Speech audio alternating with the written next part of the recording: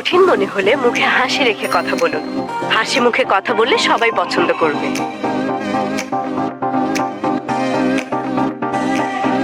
Sorry.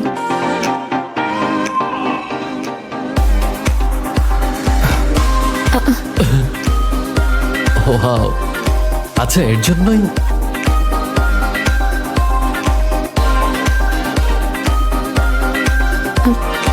তুমি ঠিক আছো?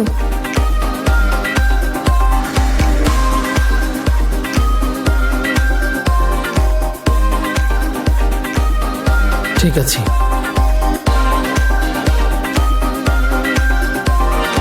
আমি শেষ, সব শেষ হয়ে গেল।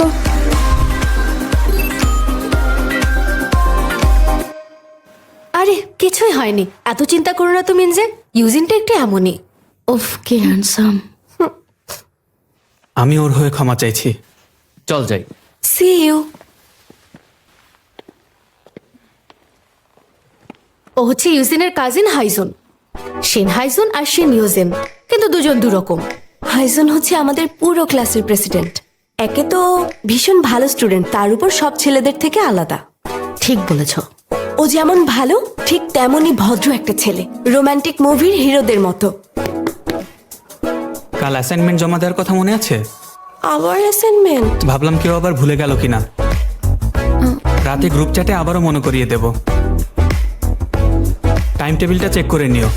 আবার টাইম টেবিল?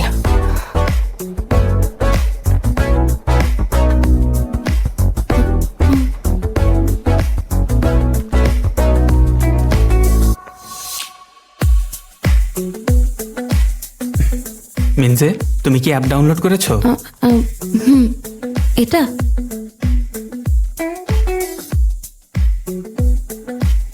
এটা স্কুলের সবাই এটাই ইউজ করে।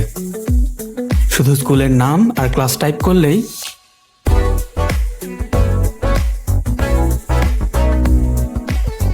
এই যে টাইম টেবিলও শো করবে।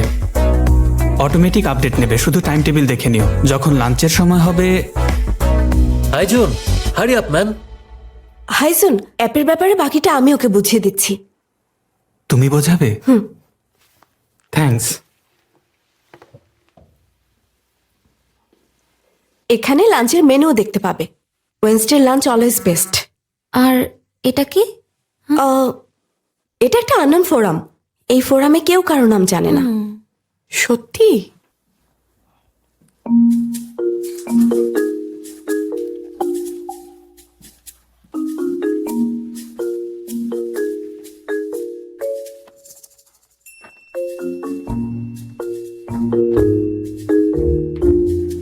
বই নিতে আবারও ভুলে গেছো?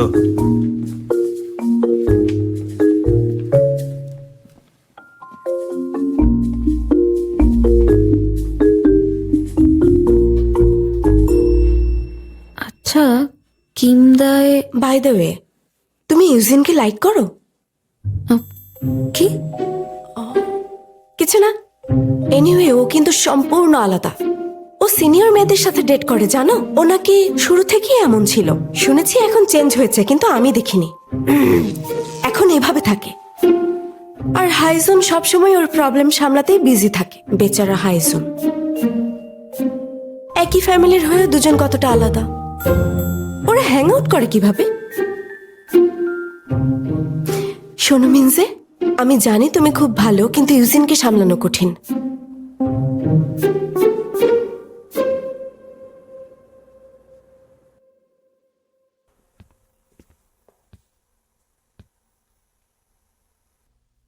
ক্লাস করতে আমার ভালো লাগতো না, তাই অন্য ক্লাসে গিয়ে বসে থাকতাম, হারিয়ে যাওয়া ছোট বাচ্চার মতো। আর মিউজিক্যাল চেয়ার গেমে সার্ভাইভ করার চেষ্টা করতাম। মিনজি, এসো আমাদের সাথে বসো, আমি তোমার জন্য সিট রেখেছি। আমার জন্য? এখানে এসো। Hello, high.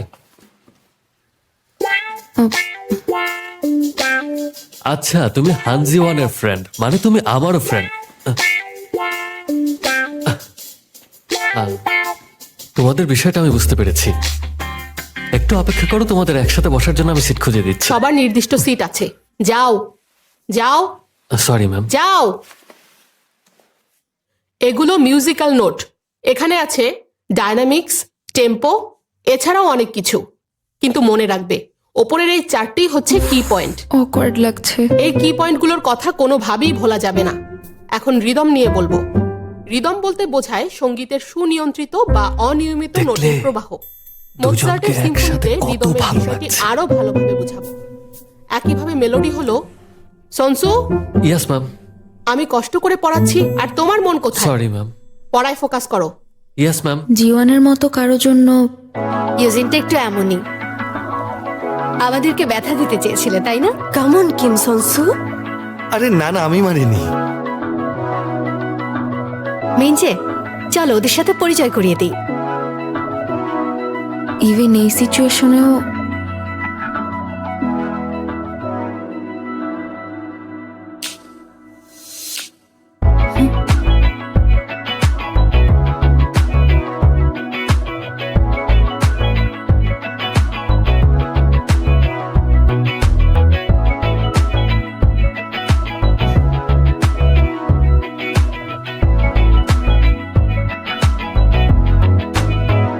কিছুদিন পর আমরা এমনিতেই ক্লোজ হব।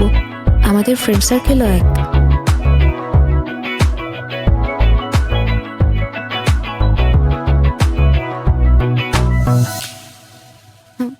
এই পার্টে আমরা রিদম আরো ভালো করে বুঝবো।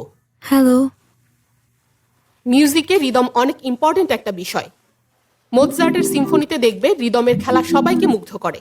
সারা বিশ্বে তুমুল জনপ্রিয়তার কাজ। মোৎসার্টের সিম্ফনির কথা বললে আরো একটি বিষয় বলতেই হয়, আর সেটা হচ্ছে টেম্পো। এবং টেম্পোর উপরেই ডিপেন্ড করে মিউজিক কতটা ফাস্ট কতটা স্লো হবে। সবাই বুঝতে পেরেছো এই বিষয়টা? ইউজিনের সাথে যা করলো, শুনলাম ইউজিনের গায়ে নাকি হাতও তুলেছে। তাই? তাহলে তো ব্যাপারটা খুব সিরিয়াস।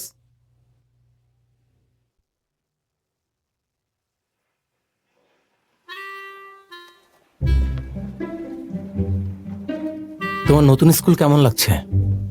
ভালো, ক্লাসের স্টুডেন্টরাও খুব ভালো। সেটা ঠিক বলেছ, আমার স্টুডেন্টরা সত্যি খুব ভালো।